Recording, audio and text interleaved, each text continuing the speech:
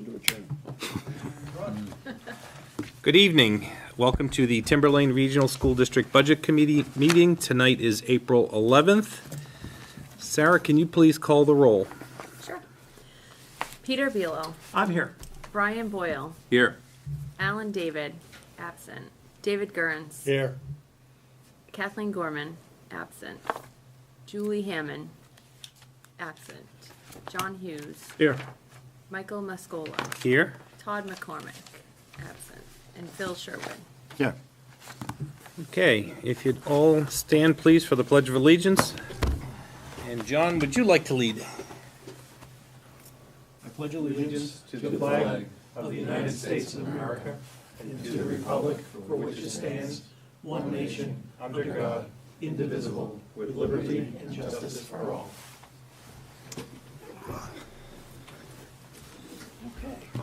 First at bat is approval of the minutes from February 8th.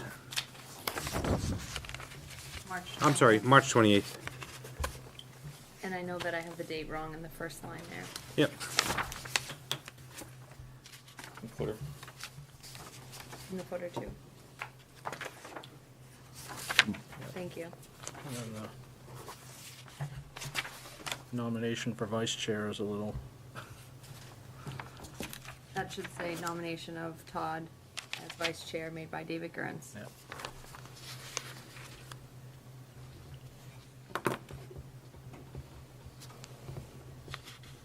Yeah, so right now, we're just going to look at the reorg one. We'll get that one out of the way first. It's pretty short and simple. That's the only correction I saw. Anybody have anything else? Motion to accept. Reorg minutes. Motion by John and a second by Phil. Anybody else? All those in favor accepting the meeting minutes as amended? Keep them up. 3. I got 4. Abstentions? Get those, keep them up, just, So we had, David, you absent, yep. 2. no, Can we, can we get the door? can we correct? I think David was voting in approval, in 5 in favor. favor. We're gonna do this all over again. Yep. So all those in favor of approving the organizational meeting minutes, keep your hands up. 5. Opposed? None, and abstentions? 1. And welcome, Julie. All right, so now we're down to the March 29th, the regular meeting minutes.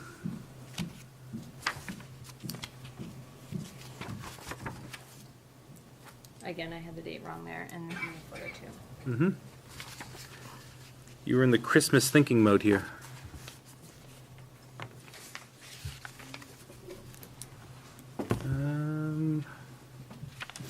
Anybody have anything on this one?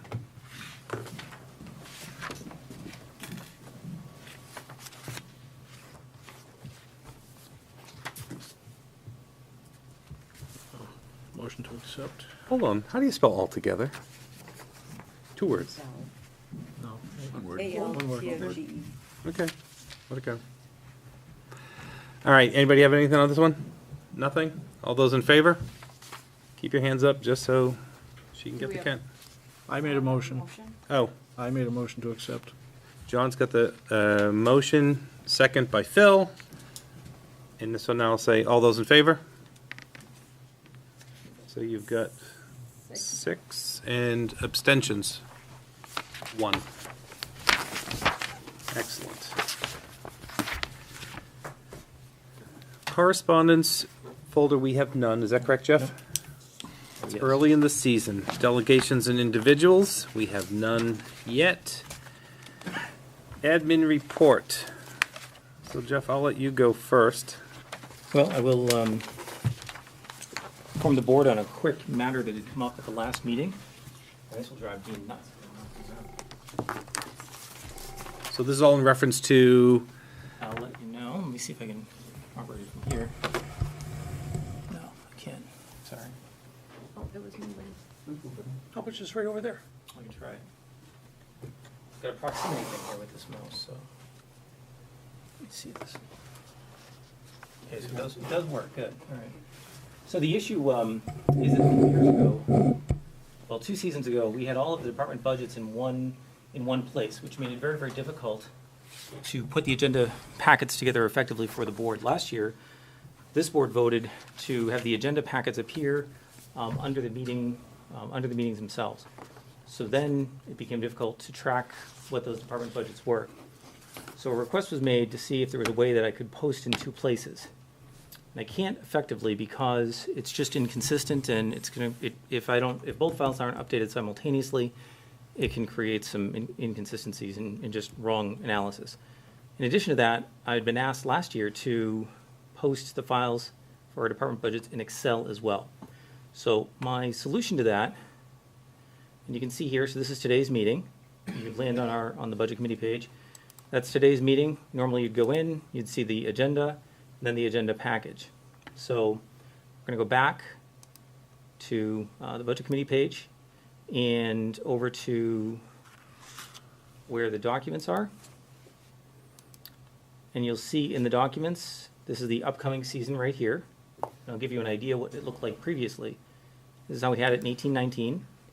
We had the department budget summary submissions, and you can see all of the budgets there by function or department or whatever it may be.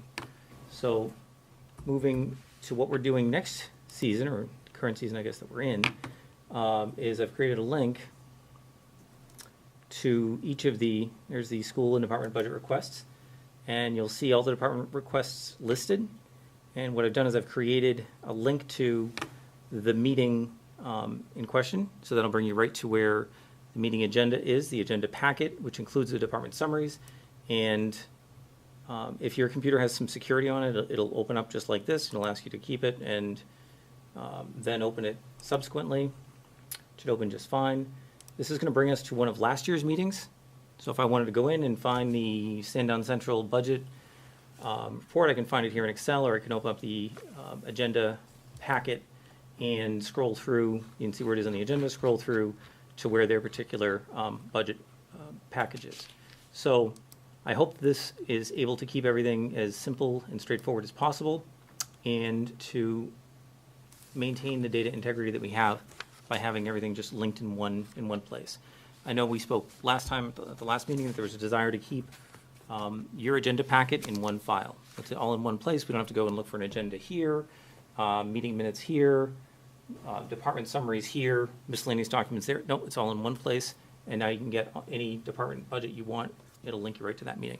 So that was one thing that I've been able to do, and I hope that it's effective for anyone who's interested. John, you brought this up last week, right? Yeah, it's just now you can go one place and without having to search around in all the calendar, you can find at least a link to that calendar item. Yep. You know, without having to remember which meeting it was or, so no, I appreciate that. That works good. Excellent. Outstanding, thank you. No problem. And I'll also note, last time we spoke a little bit about having the total department, or sort of the total voted budget, and that's been included in your packet. Just before the expenditure report, you'll see a brief summary of the vote, the vote, warrant articles by number, their impact on the budget. That's a lead sheet, and then behind that, you'll see the line-by-line budget along with comparison over the past several years. I'm showing, and I know this committee had requested not to see the capital reserve contribution as part of the budget analysis. I've included it in this particular document because this is where I'm posting all of the voted budget stuff, not just for this committee, but for the public in general at large. So that's included in there so that it's clear that it's there on your individual analysis reports for this committee. It won't be present if you'd rather not see it. So I think that is it for me. I have a couple updates on, which I've included in your pack. You had requested some information on some of the RSAs that were going to be updated, or that had been updated, and I've included some statutory history or some of the bills and history on changes in your packet. Ultimately, there were a number of changes, but surprisingly nothing that really impacts the work of this committee directly.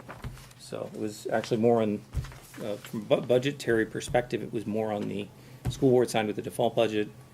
There's some withdrawal updates for districts seeking to withdraw, but nothing that really impacts this this committee. This is in relation to the updated, colorful RSAs that I provided last time. So you're referring to these House bills that you put in our packet? That's right. And I'm going to pass around a master sheet with contact information, which handily is probably consistent with what we had last year, but if you wouldn't mind, and then John, when it gets to you, if you could pass it back, I'll just ask you to review your information, make any changes, and then I'll make an update to the master. So, Sweet. All right, so does anybody have any questions about, first of all, these House bills that were put in front of us? So these are still work in progress? no, These were enacted last session. right. Got it. Okay, so does anybody have any questions about these they want to discuss, or? If it impacted the budget committee's work, I can see. All right. All right, then I'm going to take that as your report. I don't have any updates. Reports of the committee, so budget committee members, I don't believe anybody's going to have an update yet. And then from our school board, do you have anything for us? Nothing You guys are- wrong with the budget. You guys are quiet over there, okay? It's good. Yep. Quiet is good. Told us it's going to go by fast. Unfinished business, 9. Appointment of budget committee member to the SAU withdrawal study committee pursuant to RSA 194C2.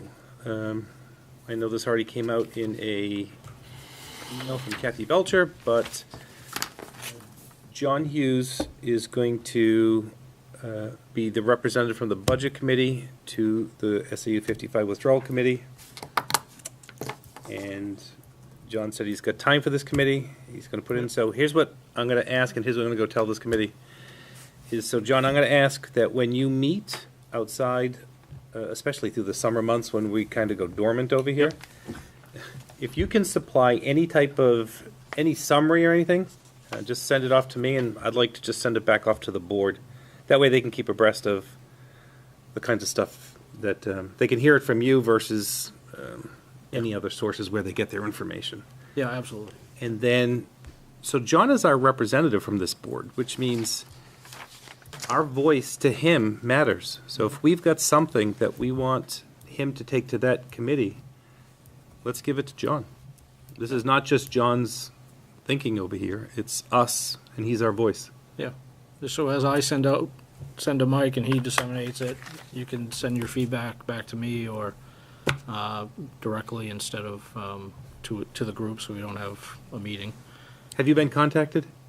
Yes, so today it came out to supply availability for the first meeting. So it breaks out at the, during the school vacation week, the end of that week going into the next week. So we all had to just give our availability of those days during that time. Okay. So Kim Farah is the one that's going to be the school board member that picks it because she was first appointed. Right. So once she gets all the information back, we'll have a decision. It was about half full on how many people have already replied back, about half of us, so. Good. Danville has the biggest by far the biggest representation on the committee. Yeah, so can you just read can you just read it? So I can, yeah. So Karen Steele from Atkinson. So 4 were appointed by the moderator. Karen Steele from Atkinson, Sabrina Alberg from Danville, one for Danville, Barbara Kiska from Plastow, Mark Sherwood from Sandown. So those are the 4 residents. Yep. Okay. School board is Dr. Kimberly Farah, Danville, Lee Doobie, Sandown, and budget committee, John Hughes, along with the superintendent There it is. as the committee. Good luck to all of you. And like Mike says, I'm representing this committee here, so feedback is going to be important. Great, so I'm good. Brian, can you just take that, check it, and pass it down? All right, that's 9A. 9B, parking lot, number 1, update on SharePoint reporting. Already done. Yep. We're just not You quick. were just ahead of schedule here. on facility tour notification, I spoke a little bit with Tom on this and what the best way was to approach this and brought So back some of the let's just go ideas. pull up that paper. Oh, the facility tour, okay, go ahead, yep. Yep, just facility tour notification. Yep. And Tom said that we do utilize, we do get on social media with this. There is a press release indicating the dates and days of the school visits, and we can definitely see how available the schools, local schools boards are. You mean know, the physical boards? On the streets, yeah. To put that in, a lot of times they are listed there already. Towns, there could be some early school towns as well that would availability, they have to publicly advertise. However, suggestion was made, we have our building tours relatively early in the season with the idea, I think, that if there is a need or a condition or something that the board, this committee would benefit from seeing, you're able to see it. Food for thought, would it make sense to have them later in the year so that the general public can understand once they hear what some of the requests are that are coming in? Just a thought. The general public may benefit more by seeing what it is that we're actually considering doing. I'll put it out there for you to consider. I'd go either way. This is just my experience attending these over the years. There's such low attendance. Do you think it's because there's not a lot on the agenda? Would it be more fruitful to have those, I don't have the exact answer of why it's Yeah. low attendance. I don't know. That's what I'm just saying, is to increase attendance, I just want to make sure we cover every single avenue to advertise it and get the word out. Yep. And that way, I just don't want people to say, well, I didn't know because it wasn't on Facebook, or it wasn't in the newspaper, or wherever they're looking for their information. If it's not on Facebook, did it really happen? Exactly. Thank you. So, If it's okay with you, if that's, right now, we'll plan on scheduling as we do in the fall. mhm. And if I hear something from you perhaps that we can push them back a little bit, and if you happen to hear, I can push them back a little bit, but aside from that, we'll plan on scheduling as per usual. We'll do it as usual. So we're not going to meet again until, Yeah. it's not until September. So typically, we don't start these until That's right. end of September, October timeframe. So the goal of pushing them back, you're thinking, is what now? The community might get a better handle on what we're seeing as budget. What we're hearing is needs in the buildings and what the projects may be that are coming up, as opposed to going through and seeing what's either been done or what might be on the radar. Actually hear some debate, maybe hear some debate from the school board as well, contemporaneous to this. The later we go Projects. also, the darker it gets, faster, and we lose, because we're already challenged to see the outside of the facilities, like on the second and the third building, so. They look a lot better in the dark sometimes. I got two over here. I'll start with Phil. Go ahead.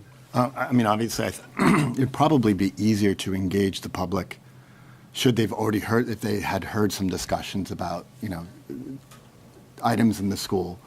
But the problem is, if we see something in the school through the tour, it's more likely to be part of the budget conversation if we've seen it sort of early on in the stage. Because sometimes we might assume that X, Y, and Z is an issue, and then when you walk through the school, it's like the priorities are a little bit different. And sometimes the horse is already out of the barn, and the conversation's gone sideways before you learn that. I see the benefits of both, Okay. but certainly I'm not advocating for two tours. But All right, Peter? Well, I was gonna mention, that, again, this doesn't apply to all the taxpayers, necessarily, but sometime in late fall, they do parent-teacher conferences at all the schools, and, especially the high school, middle school, they'll come in one night. That might be an opportunity for, at least parents of kids in those schools to see the conditions, and the building's already staffed at that time. and staff. That's a good point. I like that one. If the parents are already out, and we've got staff in the building anyways, what would it cost us to have a representative, one of our staff there to give them a guide? But they are there, like the keep the- principals and assistant principals. Yeah, are but they there. may be tied up in other things, but, Yeah, and the way those parent-teachers work is you've got 5 minutes with this teacher, Right. you have to run to the high school is pretty chaotic when you're doing it. It could be wrong now. And sometimes you've got a long time, there's people standing waiting to get in. why don't we do this one? I like that idea. Could you just ask Tom Geary, maybe? Yeah. Since the staff will be there, some of the staff will be there, and administration, and some of the parents, is there any way at each building we could somehow, if somebody wanted to see something, their request could be honored right there? Good point on that one. I think the only catch there is that you're getting the people who are typically already in the building. Mm-hmm. Run it by Tom, see if he has any other Thoughts? comments and thoughts on it. That's key. That's good. So, and just right here, so how late would you look to push the facility tours out towards the end of our discussions? Yeah, more toward the end, and I think that the risk there, in fairness, and I think everyone would probably agree, the later you get into the school year, the later you get into fall, the busier things get for everyone. We have maintenance and facilities presenting on the 26th, which would be the later end of things. But I do anticipate that if there is something which maintenance and facilities will be discussing, you'll be hearing about it from the building principals as well Right. at a time. Not that, All as right. we know. So what we're gonna do now is, if everybody has this paper in their packet, it's just our schedule, so we're gonna stick with this. This is our presentation, and let's just keep the facility tours scheduled for upfront until we hear anything else, because we are short-staffed on our members tonight. So, And the meeting schedule is and now- everybody has the meeting schedule, and is this posted up on the site, just so people? Yeah, it's in our agenda, and if everyone's okay with this tonight, I'll post it as final. So I anticipate it is final, but just in case. And all of our meetings are all of our meetings are already scheduled, Right, yep. along with what they. Yep, got it. So everybody's good with that one? Dun-dun-dun. Let me just go through this packet real quick. We got this one. Government financials, covered everything. Yep, so now we're just down to the financials that closed out for the month of March. So Jeff, why don't you just give us a summary on this one? Anything big? How are we looking as we are heading into home stretch for our year? I think we're looking good. I think that to some degree, if you look at some of our major line items, you'll see some, especially if you look at the encumbrance and budget balance lines, you'll see some significant balances in some cases, and we have not yet put in, for example, any of the retirement-related costs or departure costs for any of our staff who are not returning for next year, and so those costs are not in there. And that's in any of the salary lines, any of the functions. I will point out as well, the question had been asked. I'll point out before we get there on page 8 of the report, support services, it's the 2900 line in general. Hold on. Page 8, 2900. Yep, you'll see a large budget balance there of 4.6 million. In that instance, you'll see that, for example, the group insurance of line 2900, object code 210, showing a budget balance of 894. In some cases, we're going to be exceeding. That budget balance isn't completely accurate because we haven't accrued. You can see we haven't encumbered a lot of the costs to the end of the year. The same thing with certain teacher retirements, non-teacher retirements. We have payouts at the end of the year. So these numbers are a little bit skewed. It's not fair to look at them right now and say, well, these are going to be the balances for the end of the year. And then you'll notice at the bottom of that page, the food service, federal projects, and performing arts. All of that activity is held in the funds. So when you see that there's a budget balance there for those areas, those are accounted for in a separate fund, and typically they're offset by revenue anyway. So the one that I think Brian, you had asked on the facilities committee was, where are we approximately for building improvements, the 4600 and the 4200 line. That's about in the middle of the page. You'll see a deficit, or an apparent deficit of 54,955 in the site improvements.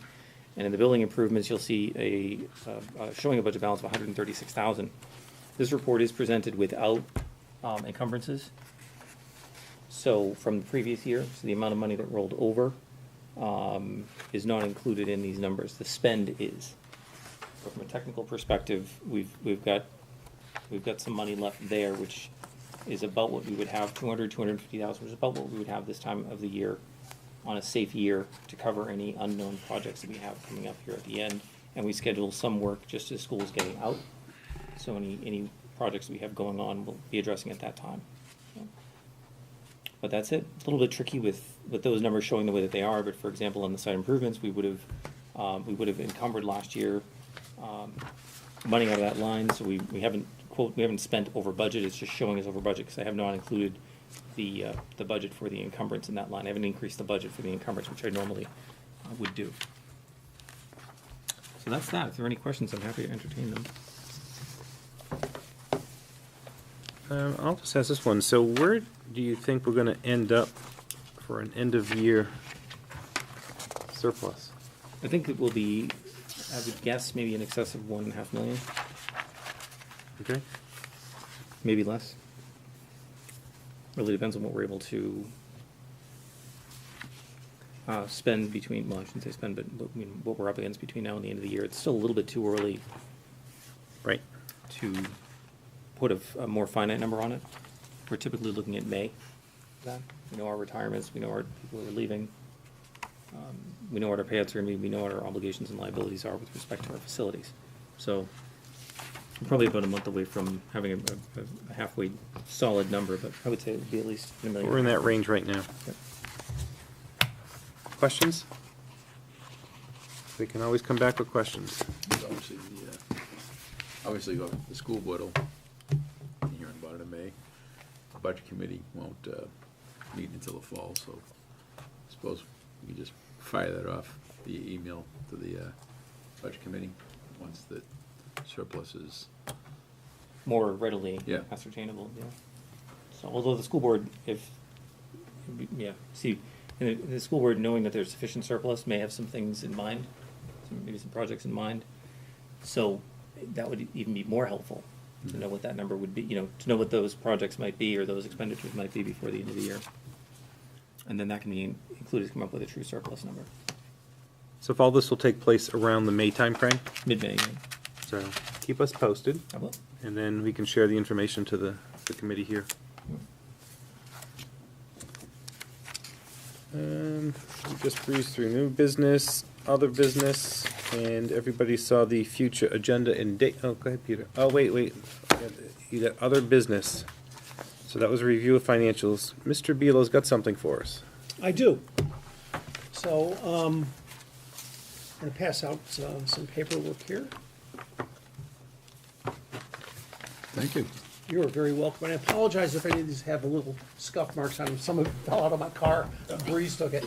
So, there's two gentlemen, John Tobin and, I can't remember the other guy's name.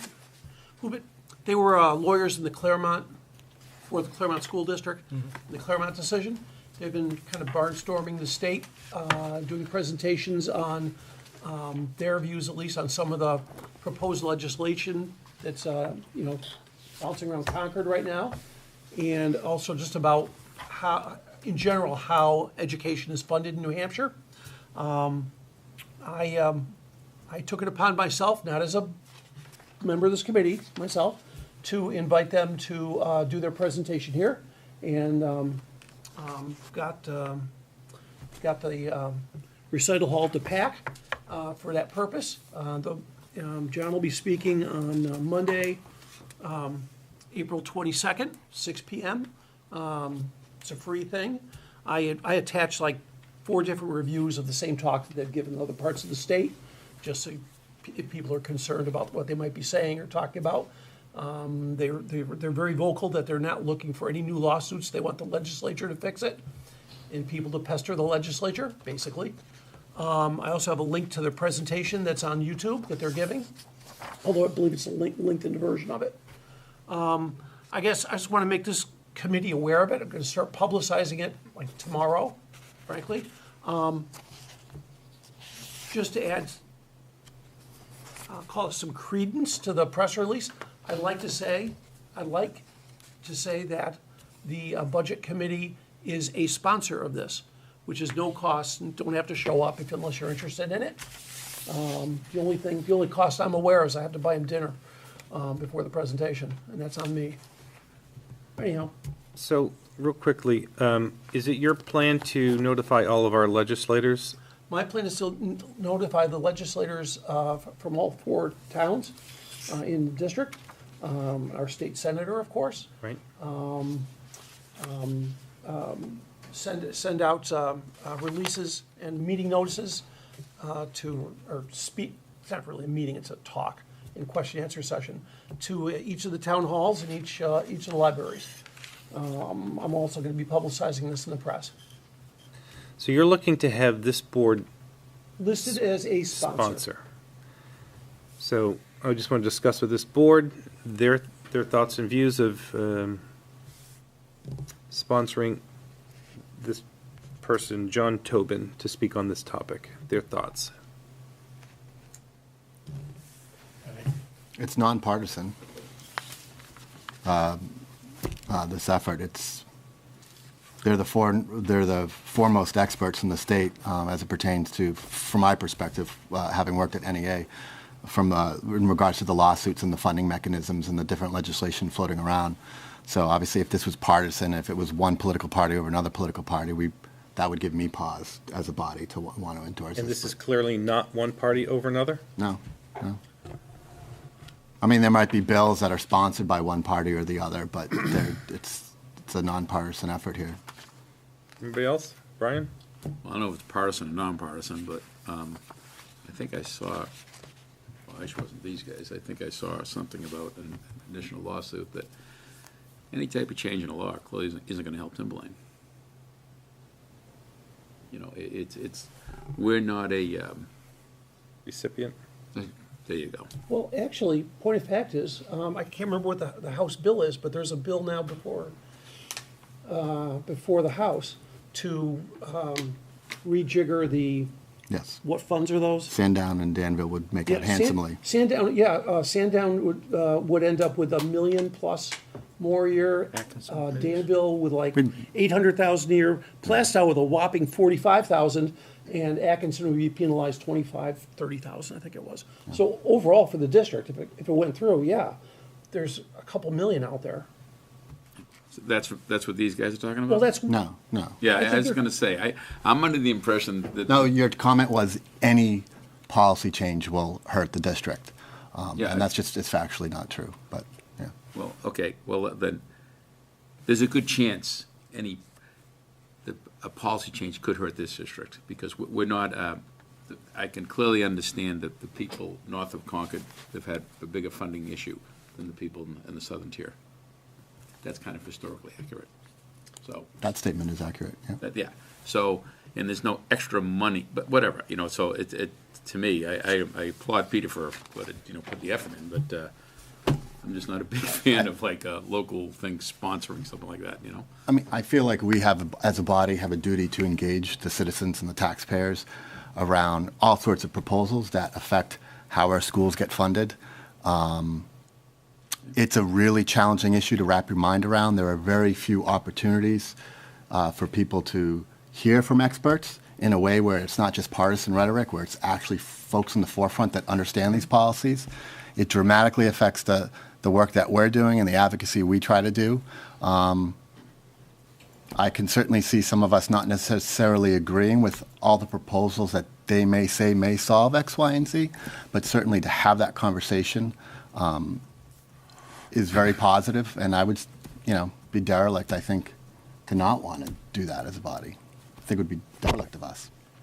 So here's what I'm looking at, just in general, is any way that we can engage the community to learn about options, especially funding and financing for the schools, is beneficial.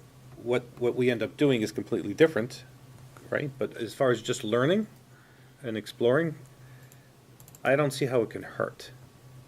Is sponsorship a requirement? No, so that's what I'm going to, so I just want to be careful, because if we tie our name in with the words like endorsing or sponsoring, Yeah.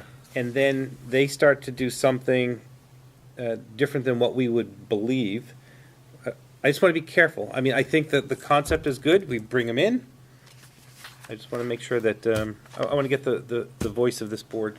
What's their take? Certainly not asking you to endorse anything, because I don't even know all the content they're offering, but to allow you to support, engaging in a conversation. Let me change this. What if the words, "We welcome the opportunity"? What semantics here? Thank you, The okay. fact we've embraced what is it? The New Hampshire Municipal Association, where they do these trainings. Yes. Yeah. Well, guess what? They have lobbyists at the Capitol. They spend tens of thousands of dollars a year giving to political candidates, lobbying legislation. Yet we were comfortable doing it because in the end we saw that there was some interest, public interest, in sort of engaging us and learning from them. They're not asking us, in this case, to endorse a bill or a concept. It's to endorse the notion of having a conversation of people that are on the forefront, that are before the state Supreme Court, know the history. What party is Executive Counselor Andrew Volinsky? Volinsky's a Democrat, yeah. Okay, and so she's the only person that's an elected person. Well, Volinsky isn't going to be here. Yeah. Only Tobin's coming. Yeah. Okay. Well, Yeah. I'm just reading the I article you know, I had. understand. Read it all the way through, that would be helpful. Okay, okay, you can play if you want, but this is, it's pretty clear where this goes. That's fine. There's two parties in the state, it's a great country, but let's not try to hide that this is some kind of independent thing. Yeah, so I still am hung up on the sponsor part of it, because it could be seen as an endorsement. I would encourage people to go and listen. I think our board should encourage people to educate themselves about. Should or should not? They should. Yeah, okay. They should go out and educate themselves, but I don't know if I want to, especially without having to see any of their previous presentations. I can't click on that link right now, so it's kind of hard for me to say sponsor the event. If I can be there, I'll be there on that night.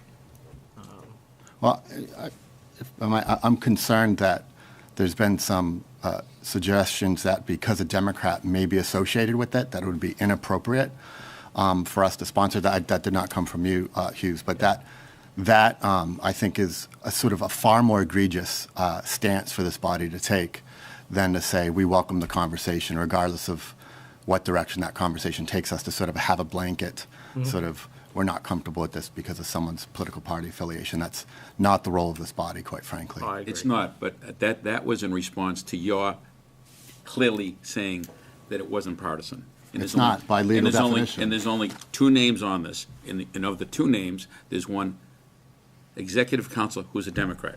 So that's kind of a factual thing. That's what this is. So that was my response. So if you want to get like that, we can. Let's do this. I still want to focus this learning, but let me just go, for the committee members, anybody else have thoughts? Julie or David?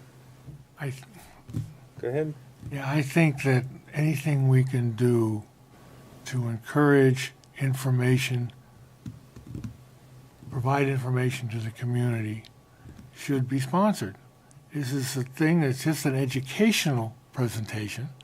They're not saying that they're going to be House Bill 1, 2, 3, 4, 5 or anything like that. But if just to define the problem, the issues, and to explain what some of the approaches have been in the past, and maybe some other approaches that might be considered down the line, but it doesn't commit us to anything. And I think that any kind of education that and information that can be provided to the community and to us will be beneficial. All right, so, Peter, I'm going to go with this. We've kind of got some different views right here in front of us, and we have three of our members absent. Julie, I'm sorry, did you have something, or? Well, I was just thinking that this could be, maybe this should have been something for like the TPAF to present. A lot of times they do informational things to educate the public. That was the whole reason why that committee was formed. And I mean, this, I'm interested. I would personally want to attend this just to find out about it, but I don't know if it's really the budget's place to be endorsing anything. I think that we could say, people should be going to it. maybe we should try and go to it to educate ourselves. It's a point of correction. No one mentioned the word endorsement. This was to sponsor. Okay, sponsor. Yeah, I mean, just two very different definitions, yeah. Right, but I still. I wouldn't be comfortable endorsing it either. Okay, So here's what I'm gonna tell you. We've got, for the members that are here, there seems to be kind of a split on their opinions, and then we also have 3 of our members absent. So even if I was to poll the board, take a vote and say, do we want to sponsor? And so we can go out and say the committee is sponsoring. We really don't have a full board to say sponsored, so go ahead. But we take a vote, we take votes. I with get it. Who's there. I get it. I guess I'm uncomfortable with that stance. Well, It's okay if we don't all agree. I think that's okay. Not everything's going to have consensus. And besides, there's no motion yet. there's definitely no motion. So, does somebody want to make a motion? I'll make a motion to sponsor the event and to invite the community to attend the conversation. Second. A second by David. Any other discussion? I'm going to And- start the discussion. and- So what are you going to do with this if you do get a sponsor? Put in some kind of press release? I'm gonna issue a press release anyhow. In the body of it, I'll say one sponsor of this event is the Timberlane's Budget Committee. Or words to that effect. It'll be, use the word sponsor only and Timberlane Budget Committee. And this is no expense, it's No completely free. The only expense is be paid for dinner. Okay, anybody else have any I questions? have a question. Go ahead. This committee or school, whatever, sponsor anything else? We're gonna start sponsoring things? I'm just curious. Do you get involved in the sponsoring business? Even the school board and stuff, I'm unaware of this. I'm more in line with what Julie's talking about. If this is, I'm not really following the budget committee's role here. So I don't know of other events that the school board or the budget committee has sponsored or endorsed. I'm looking with my blinders on here that I would encourage our residents to attend so they can learn. Again, I think we're going down here with, With Concord too, it's open legislation all the time, whenever there's, yeah, but this one's in our backyard. I understand, I'm just This saying. one's in our Yeah, I- backyard. Just that It's- someone's, And Brian raises a good point. There's Concord's right up there, but quite often citizens don't have an opportunity to learn what bills have been introduced, may be introduced, what to talk to their local state rep about, what the Claremont case is all about, how it might affect their property taxes if things were, I mean, the courts ordered the state to take certain actions, and they're not taking these actions, and there are bills to try to address that. And this has everything to do with public education and our role. And do you really think the attendance is going to be affected by a sponsor or not? I can't answer that. That's a I can. supposition. Look, you can sponsor our facility tours. Nobody shows up. You can endorse our deliberative session. There we go. So, it's a word I think we're deliberating on. I think the word is almost meaningless. I just want the people to go. So, we've got a motion on the table. Other discussion? David, your hand was half up? No. No? Okay, so all those in favor of using the word all those in favor of sponsoring the presentation by Attorney John Tobin for Monday, February 22. April 22nd. I'm sorry, April 22nd at the PAC. All those in favor? 1, 2, 3. All those opposed? 1, 2, 3, 4. So the motion doesn't pass, but I am going to strongly encourage anybody out there listening in the community to attend this. It's a great educational tool. We can see what other options there might be out there, and I would like to honestly see all of our state reps out there too. So are you going to present this to the school board, just so it's publicized there and, I may. so just to get, I don't know how many people are watching our meeting, more people might watch the school board meeting to get that out. But, I mean, I have no problem going to my selectmen's meeting and bringing it up as well. Just as information. Okay. We are under other business. Is there any other business? No. Future agenda, everybody's been through there. Jeff is going to finalize this one as our meeting schedule for the 1920 season. The next time we're going to meet is Thursday, September 12th. And that is all I have. Anybody have anything else? Make a motion, we adjourn? We got a motion from David to adjourn, and a second from John Hughes. All those in favor of adjourning? And it is unanimous at 7:46. Thank you.